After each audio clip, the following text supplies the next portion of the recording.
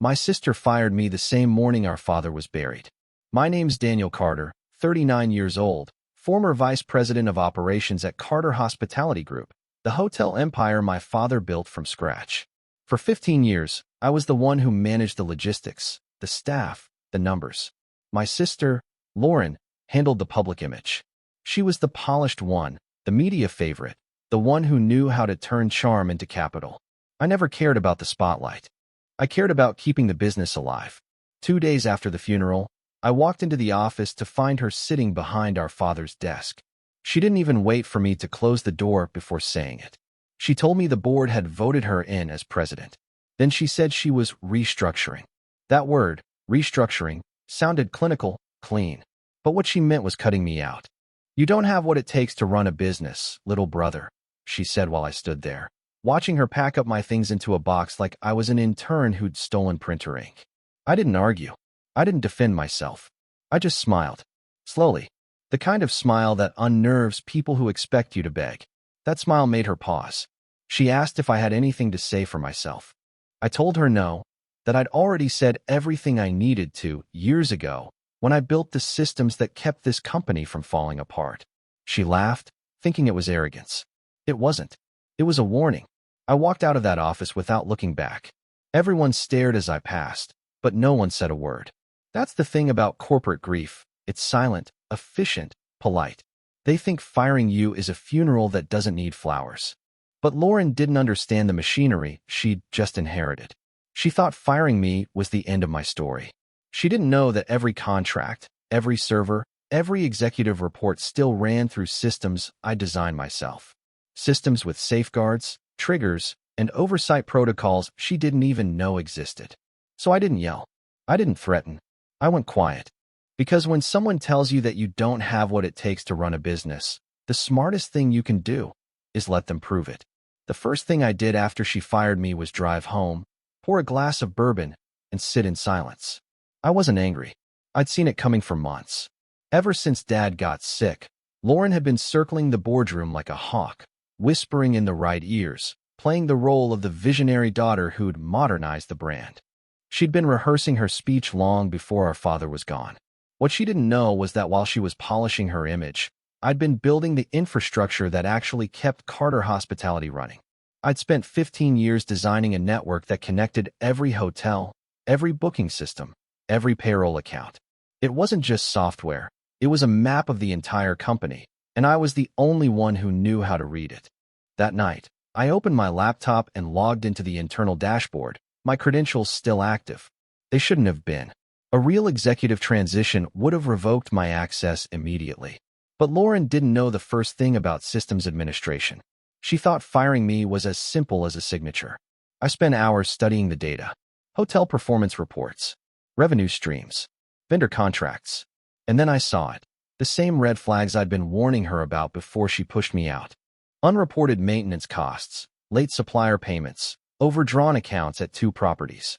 Small cracks, invisible to the untrained eye, but I knew what they meant. The company was bleeding from within. Lauren didn't know it yet, but she was sitting on a time bomb built by her own arrogance. I wasn't going to stop it. Not yet. I wanted her to feel the illusion of control, to make bold speeches about innovation while the structure quietly sank beneath her. Before shutting my laptop, I set up a mirrored backup of every major company system, synced in real time to an off-site server I'd built years ago for emergencies. It wasn't sabotage. It was insurance. When I finally went to bed, I didn't dream about revenge or redemption, just balance. Because in business, the most efficient punishment isn't delivered by force. It's delivered by silence, and by letting gravity do the work. A week later, I started getting calls from former colleagues. They weren't supposed to contact me, but habits die hard. The messages were careful, coded.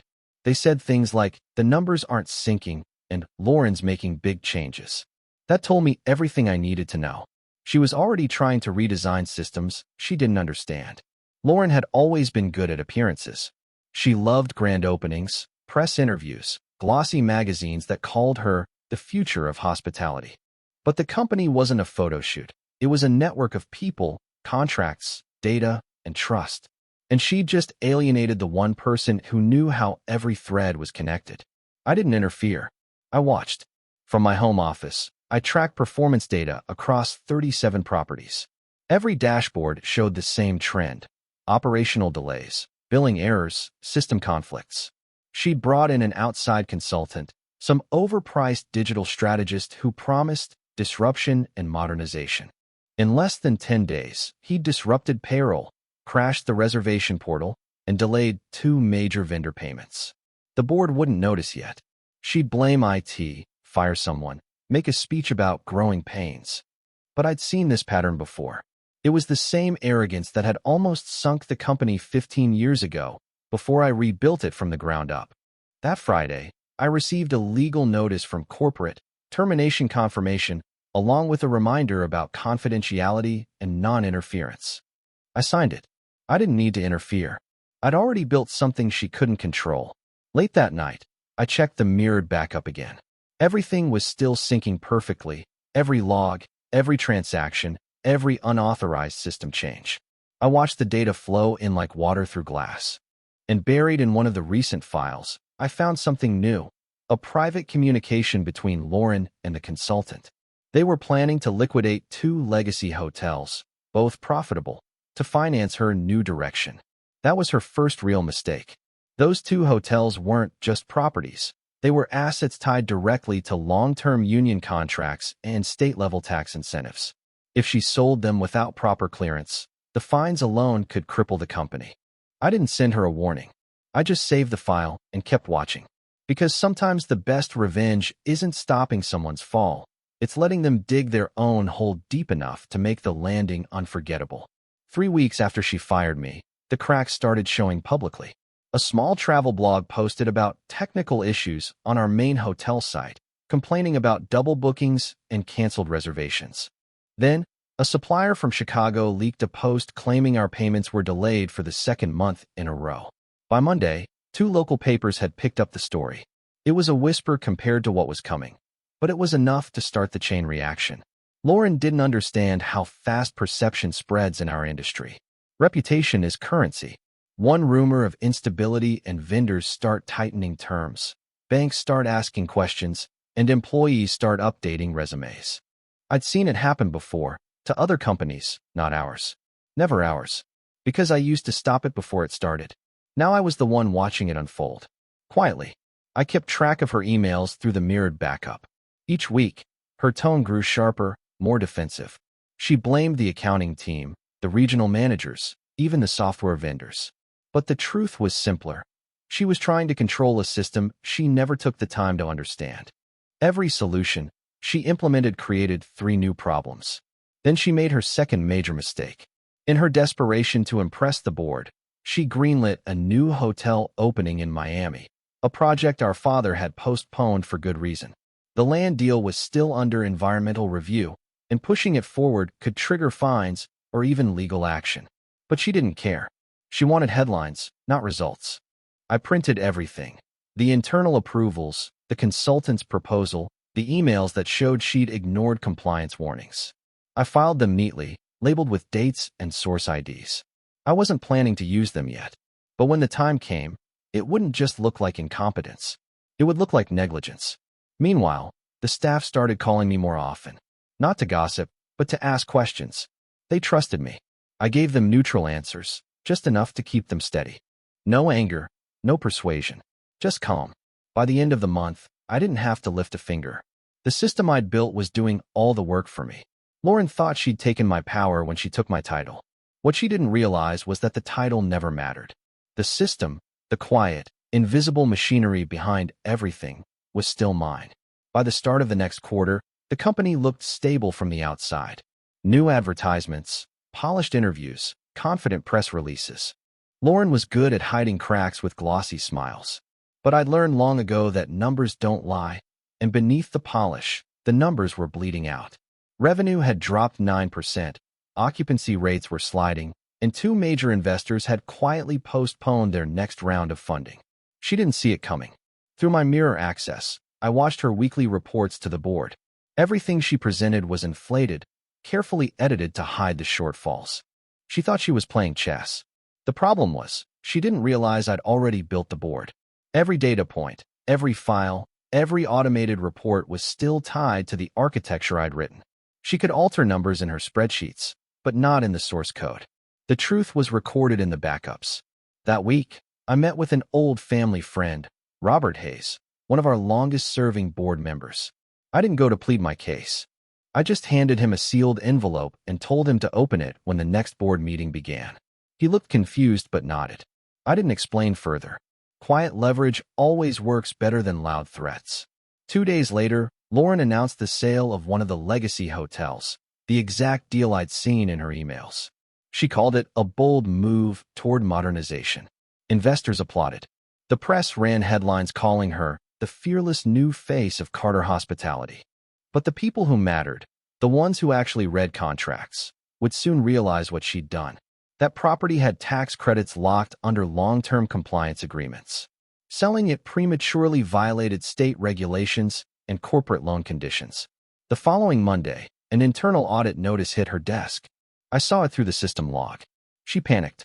She blamed the legal team, demanded explanations, started sending messages in all caps to department heads. Her confidence was unraveling, thread by thread. I didn't interfere. I didn't celebrate. I just watched the machine respond exactly as designed. Because sometimes the cleanest revenge doesn't come from sabotage. It comes from watching a system hold the guilty accountable, precisely, quietly, without mercy. The audit hit harder than I expected. Within 48 hours, corporate compliance froze all major transactions pending review. Vendors went unpaid. Projects halted. The Miami expansion, her prized vision, was suddenly under investigation. And while Lauren scrambled to make sense of it, the board started asking questions she couldn't answer. Robert called me that evening. He didn't say much, just that the documents I'd left had changed the tone of the meeting. He said Lauren looked blindsided, like someone had pulled the floor out from under her. I thanked him, told him to keep watching. That was enough. The next morning, she went on damage control. I watched the activity logs as she accessed old emails, edited meeting notes, tried to rewrite timelines. She was trying to make it look like the bad decisions weren't hers alone. But every edit she made was mirrored, time-stamped, and stored. Her panic was becoming data. Then came the first real shift. A confidential notice from our lender's office appeared in the system, a compliance breach linked to the hotel sale. It wasn't just a fine, it was grounds for a full review of executive performance. The board called an emergency session. I knew because I still received the automated scheduling notifications. She hadn't even removed my name from the distribution list.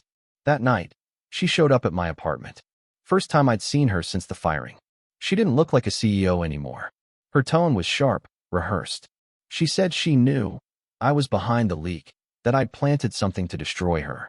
I stayed silent, letting her anger fill the space. When she realized I wasn't going to fight, her voice cracked.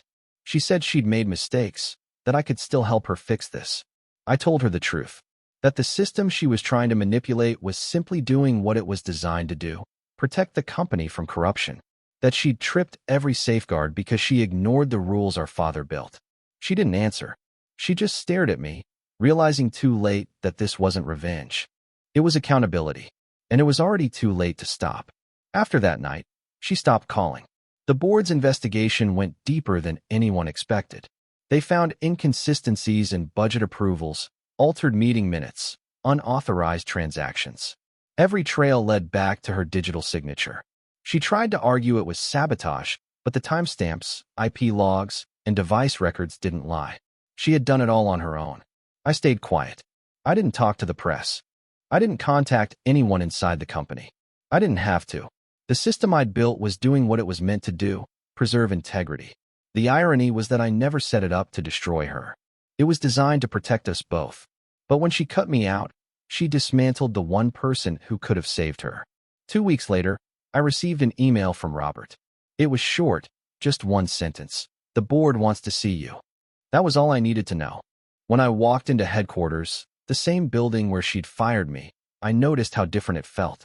Quieter, more cautious. The receptionist avoided eye contact. People I'd known for years looked away when I passed.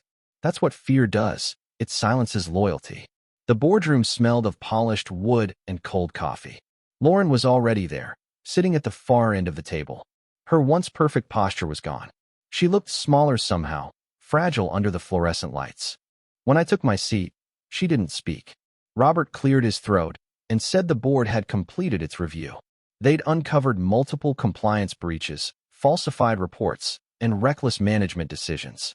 Effective immediately, she was suspended pending further legal review. Lauren didn't look at me. She just nodded slowly, eyes fixed on the table. I felt no joy in it. No victory. Just inevitability. When the meeting ended, Robert asked me to stay behind. The others left. He said the company needed someone to stabilize operations while they appointed an interim president. Someone who understood the systems, the staff, the foundation. I didn't answer right away. I just stared at the chair at the head of the table, the one my father had sat in, the one my sister had believed she'd earned. It wasn't triumph I felt then. It was something colder, steadier. Order returning to chaos. The quiet before rebuilding. That night, I drove to my father's old house.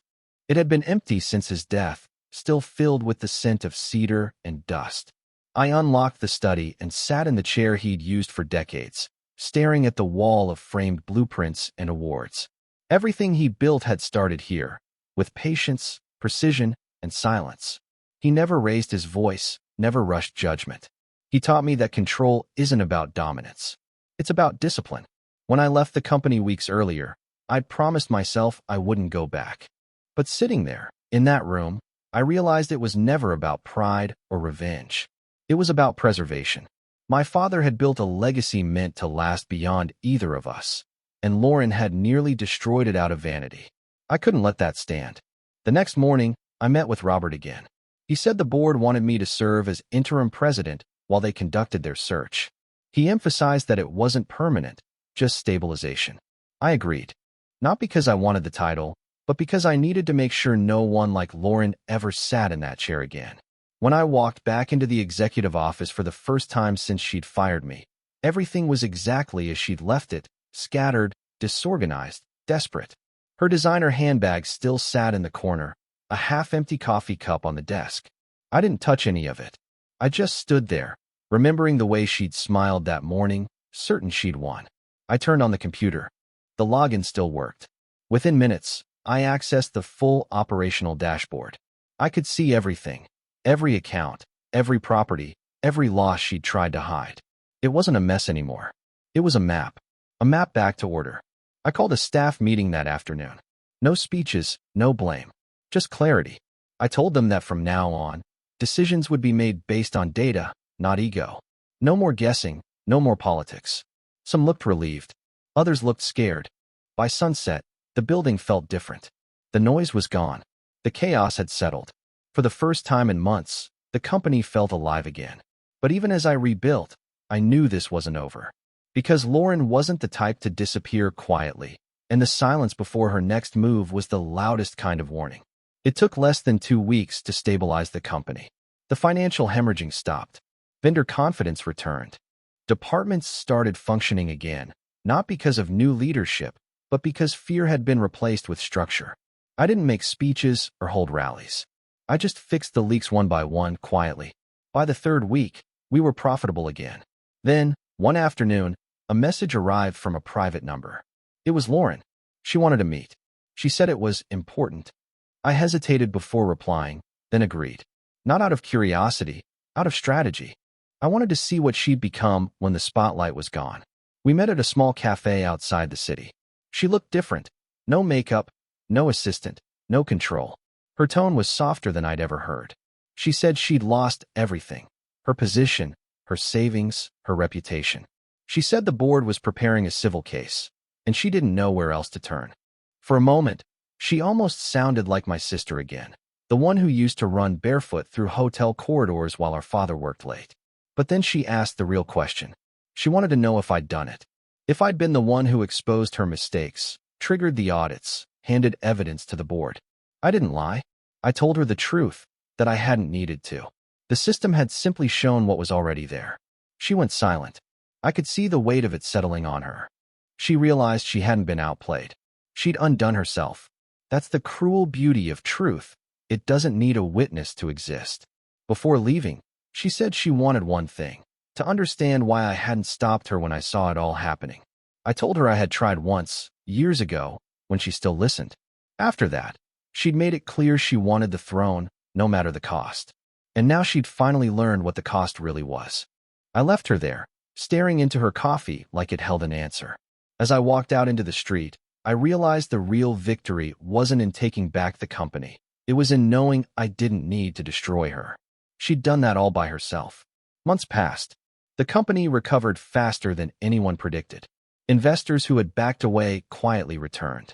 Our numbers went up, steady and strong, like the pulse of something alive again. The board offered me the presidency permanently, but I declined. I didn't need the title. I'd seen what it did to people, how it consumed them, how it turned family into rivals. I chose something smaller, steadier. I kept my role as operations director and rebuilt the company from within. Quietly, Lauren disappeared from the public eye after that. She sold her house, closed her social accounts, and moved somewhere out west, as far from our family name as possible. I heard she tried consulting work, but no one wanted her near their boardroom again. Reputation in our world doesn't fade, it calcifies. And hers had become a warning. Still, I never celebrated. Revenge stories usually end with satisfaction, but real life doesn't work like that. It doesn't give you the clean final act you expect. The truth is simpler. You either live with bitterness, or you let silence close the book for you. Sometimes, late at night, I'd walk the hotel corridors alone. The air smelled of polish and quiet efficiency, the same scent I remembered from childhood when my father used to bring us to weekend inspections. I'd stop in front of the brass plaque by the main lobby. Carter Hospitality, built on legacy. That word, legacy, had cost us more than anyone would ever know. One evening, Robert joined me. He asked if I regretted how it all ended. I told him no, but I understood it now. Power is a mirror. It shows you what you've always been. Lauren saw control and greed. I saw responsibility and silence. The difference between us wasn't intelligence, it was restraint. The board later commissioned a plaque in my father's honor, right beside the lobby entrance. When they unveiled it, I didn't give a speech. I just stood back, letting the moment breathe. People often think revenge is a roar. But real justice, lasting justice, is quiet. It's not about destroying someone. It's about restoring balance. And as I walked out of that building for the last time, I realized something. My sister had inherited the empire, but I was the one who'd protected it, been through it. When they crossed a line, and you made sure they felt it.